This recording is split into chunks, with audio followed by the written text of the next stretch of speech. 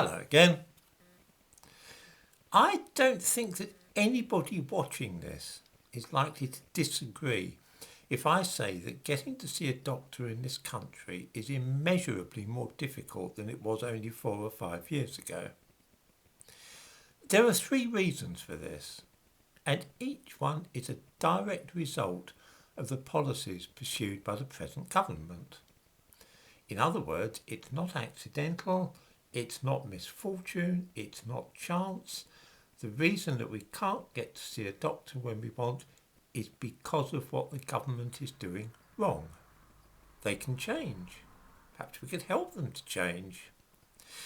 The first reason that it is more difficult to get an appointment to see the doctor is, of course, that there are a lot more people in this country now than there were 5 years ago.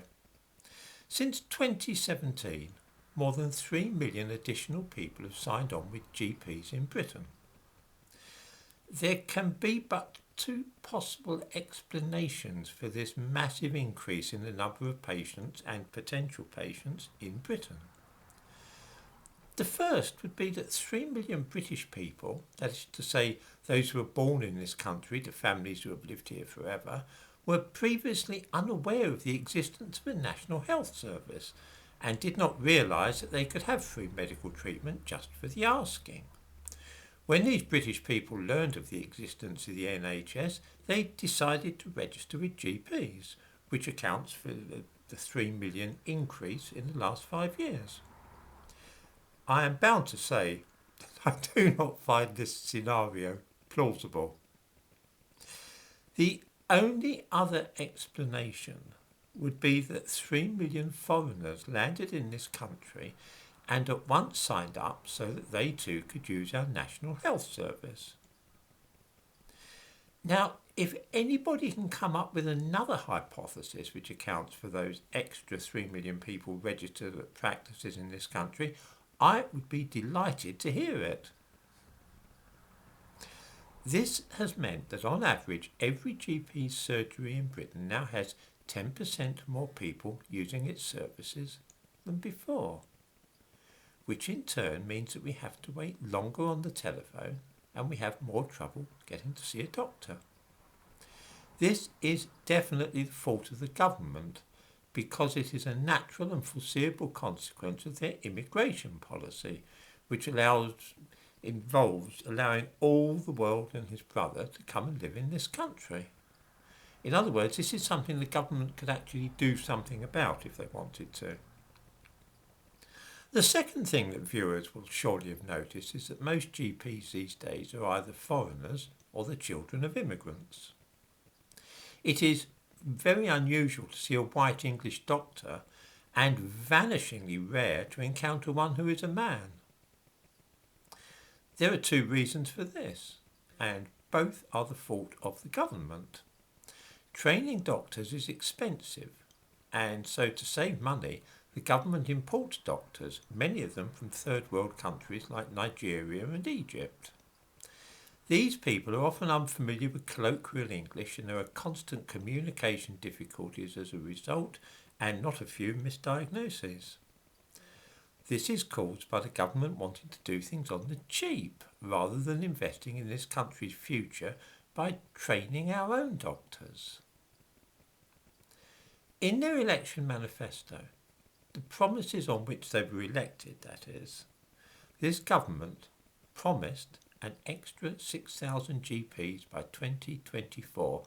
They specifically said this in the election manifesto, which is what they were elected on the basis of. That's why people voted them in.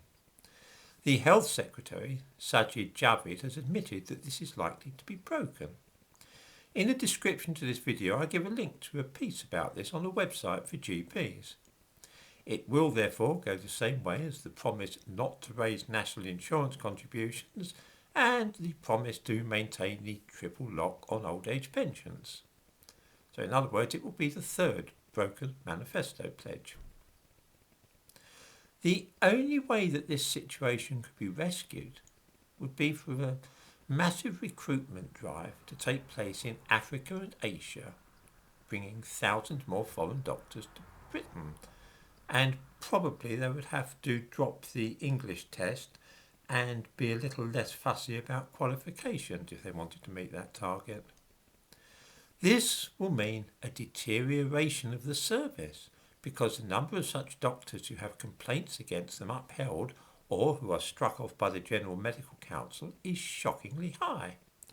For example, last week an anaesthetist called Ruramay Runzaweri was struck off.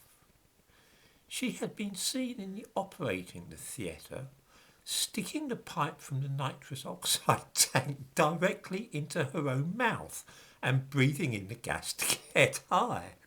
It's not really funny, obviously. This is what happens when you just take random people from abroad into your health service. I give a link to the judgment in this case from the website of the relevant tribunal, also in the description to this video. The final reason for it being difficult to see a doctor is of course the mad COVID regulations, which mean that many surgeries are still effectively closed to patients. The local surgery to me in Pearls Lane in Loughton, for anybody there that's listening, still has its doors locked. You cannot get in. You have to communicate with the receptionist via the buzzer, and that can lead to all sorts of difficulties as well. They simply won't let patients into the premises. These are the regulations imposed by the government, so that's their fault as well. These then are the reasons why you are having terrible trouble getting to see a doctor, and that when you finally do speak to one, it's more likely to be a foreigner than a British doctor trained in this country.